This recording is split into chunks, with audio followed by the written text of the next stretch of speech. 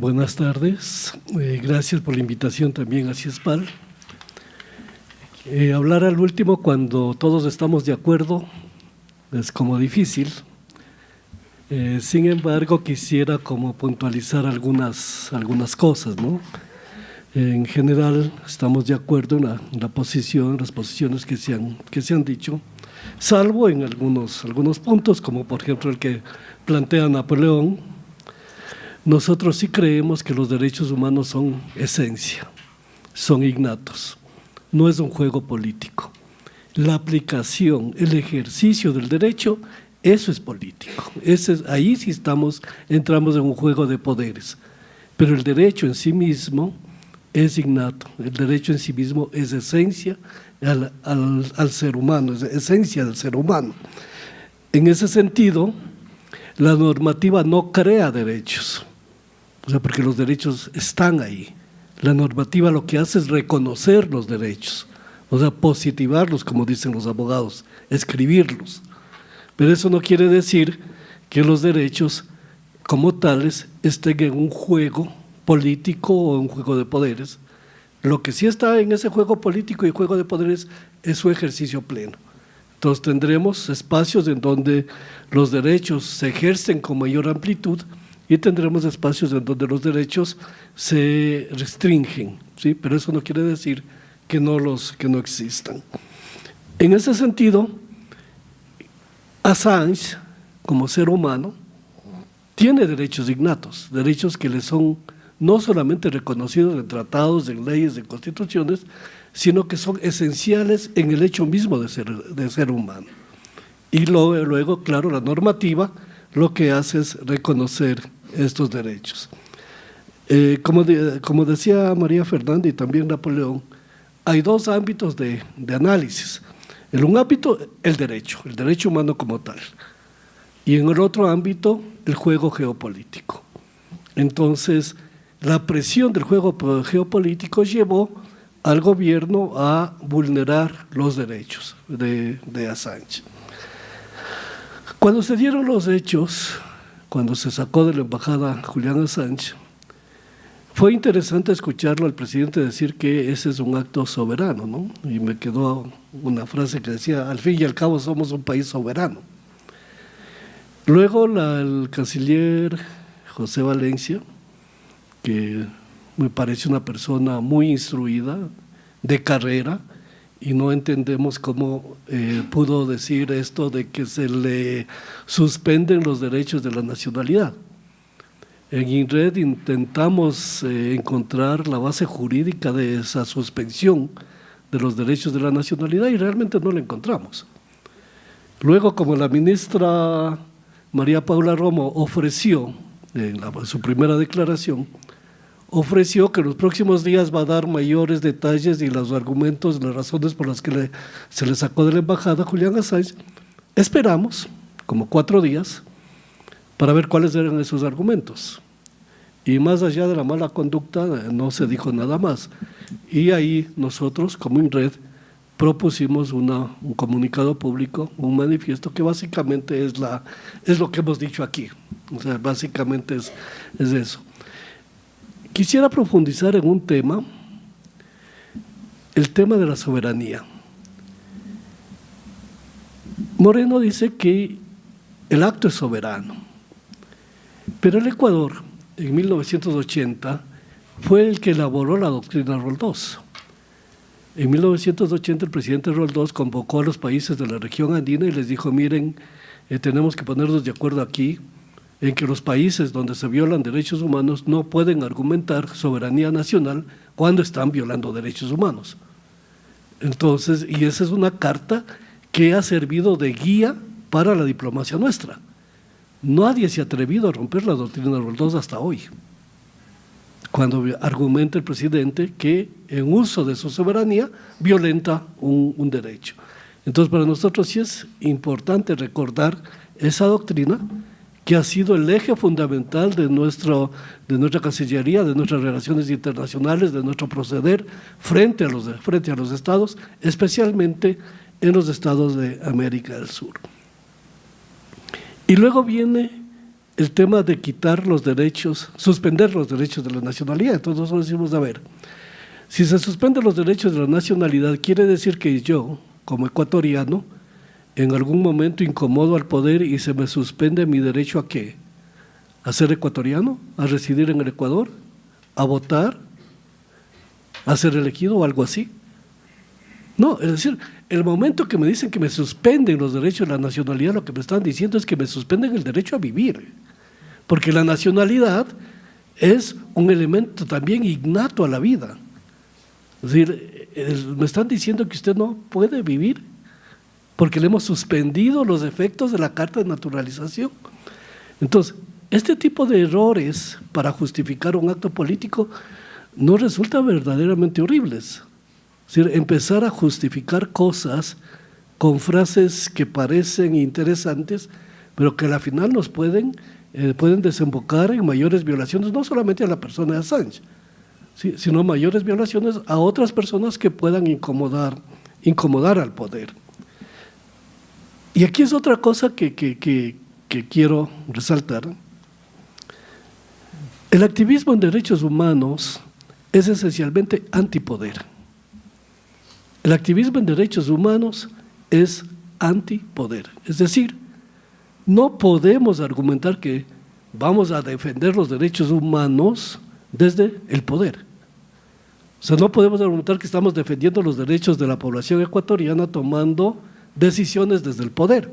En este caso, la violación de los derechos de Assange. Es decir, esa violación de derechos no puede argumentarse como un intento desde el poder para proteger los derechos de los ecuatorianos, o de la población ecuatoriana, o de la soberanía del Ecuador. Podemos identificar cualquier tipo de poder, pero esencialmente va hacia el Estado. Desde el interior del Estado es básicamente imposible defender derechos. Es desde el activismo en derechos humanos desde donde con esa confrontación al poder podemos ir defendiéndolos. Se dice también que Julian Assange violentó muchas normas, hizo actos lesivos. Ya María Fernanda explicó que la lesividad necesita un camino para probarlo. El Código Orgánico Integral Penal establece que la responsabilidad se debe individualizar, ¿no? Y cuando le dicen, a ver, Julian Assange y Wikileaks han hecho esto y lo otro, uno dice, bueno, pero ¿qué hizo Julian Assange? Es decir, no podemos establecer que lo que hace una corporación es responsabilidad de una persona. El Código Penal lo establece muy bien, dice la responsabilidad es de la persona y lo que hay que hacer es tal cual para responsabilizarse a esa persona. Entonces, la lesividad de la que nos hablaba María Fernanda es establecer de manera inequívoca cuáles son los actos de Julian Assange que fueron lesivos para el Estado. ¿Cuáles? Y ahí no tenemos ninguna prueba. Lo que tenemos es un comportamiento que puede ser malo, un comportamiento, una conducta que puede ser malo a vista de los funcionarios de la embajada. Pero como decía Napoleón, aquí tuvimos un problema de origen, la génesis de la que habla Napoleón.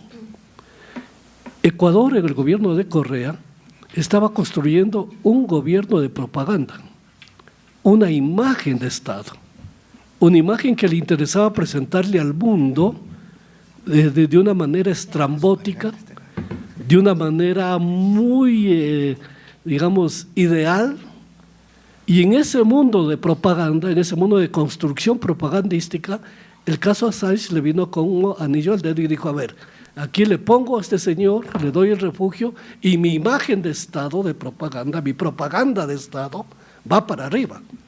En ningún momento se pusieron a considerar cuáles eran los elementos políticos, los resultados que iban a dar de esa acción. Por ejemplo, se debió pensar que pudo haberse dado un hecho a largo plazo. Quizá pensaron que en un mes, en 2 meses, en 3 meses resolvemos el asunto y quedamos con la propaganda muy en alto, quedamos con la imagen muy en alto. Por eso en ningún momento se pensó en adecuar instalaciones para recibir a una persona. En ningún momento se pensó en estrategias, en planes B para ver qué pasa si esto supera los 6 meses. O sea, ¿qué pasa si esto se va más de un año? Entonces, en ningún momento se pensaron en las condiciones psicológicas, físicas de la persona que iba a estar ahí y de las relaciones con el personal de la embajada. Por eso, desde el primer momento, el personal de la embajada se muestra muy permisivo con Assange. Es decir, muy permisivo con la conducta, es decir, no le pone un protocolo inicial de conducta, sino que estamos como al vaivén, a lo que venga. Y el momento que las cosas están descontroladas, imponer un código de conducta ya no es factible. O sea, imponer un código de conducta como el que se quisieron hacer, ya no. O sea, ya las cosas estaban fuera de control. Pero no podemos argumentar desde una falla administrativa de origen, la violación de un derecho. O sea, yo no puedo decir, mira, no te pude controlar, te has portado mal y por tanto mejor te vas. O sea, eso no podemos hacer. Y esa falla de origen es la que se está dando como la principal causa y como la principal explicación al pueblo ecuatoriano, a la comunidad internacional, cuando nosotros sabemos que la conducta no puede ser motivo para quitarle un derecho. Pongamos el ejemplo de Bucaram en Panamá. ¿Cuántas veces Bucaram habló en contra del Ecuador? En contra de los políticos del Ecuador. ¿Qué hacía Panamá? Señor Bucaram, cállese, porque usted tiene refugio y tiene que callarse. Le silenciaban y se quedaba como un año callado. Después otra vez volvía a intentar hablar y otra vez lo silenciaban. Es que esos son los códigos, esos son los protocolos. Pero si lo dejan que se despapaya como quiere y se comportan muy permisivos como pasó en la embajada, entonces la otra persona empieza a tener o a asumir ciertos derechos y empieza a romper ciertos protocolos. Entonces aquí la mala conducta de Assange yo no le endosaría a Assange, le endosaría a la falta de cálculo, por un lado cálculo político y por otro lado a la falta de preparación para un acto como en el que se estaba metiendo el Ecuador, que como decía Napoleón también esto es las grandes ligas, ¿no? Yo les decía a un grupo, les decía, esto es como que el Aucas quiera jugar en la Liga Premier de Inglaterra y le pide una carta de recomendación a Antonio Valencia. Más o menos eso resulta con esto de meternos en las grandes ligas sin saber en lo que nosotros estábamos metiéndonos como país. Finalmente, también quiero topar el tema hacker y el tema de Olavini. Cuando yo escribí la investigación sobre la base de Manta, el hecho de que esa investigación se tradujo a varios idiomas, incluyendo el japonés y todo eso, fue porque logramos la filtración de documentos de la base de Manta, los costos, incluso los planos de la base, y los publiqué en mi libro. Entonces, pero esa información fue filtrada. O sea, y los planos de la base que aparecen ahí son filtrados. ¿Cómo podemos en este momento de la historia trabajar en bien del público, en bien de los derechos del público, sin filtrar información? O sea, aquí tenemos nosotros que hacer también ya una adecuación de la noción de periodismo. Ya ese periodismo de la máquina de escribir con café al lado y conversar con la gente ya quedó fuera. Ahora estamos hablando de documentos que ni siquiera están ya escritos, impresos, sino que documentos que están en las nubes. Yo les ponía el ejemplo, miren, ¿a quién de ustedes le gustaría saber, y aquí a Napoleón, le gustaría saber cuáles son los contenidos del acuerdo con el Fondo Monetario Internacional? Nosotros estamos especulando, estamos diciendo a lo mejor el acuerdo es que le entregaban a Assange, a lo mejor el acuerdo es que nos pongan 80 años para la jubilación, a lo mejor el acuerdo es que nos suban la gasolina, pero no tenemos el acuerdo. Y yo sí apoyaría a un hacker que saque ese acuerdo, o sea, que lo saque a la luz. ¿Que es ilegal? Sí, es ilegal, porque el poder hace la ley para protegerse. El poder hace la norma para protegerse. Y frente al hackeo, frente a la filtración de documentos, frente a la filtración de información, es lo que más leyes hay. Es donde más se están protegiendo.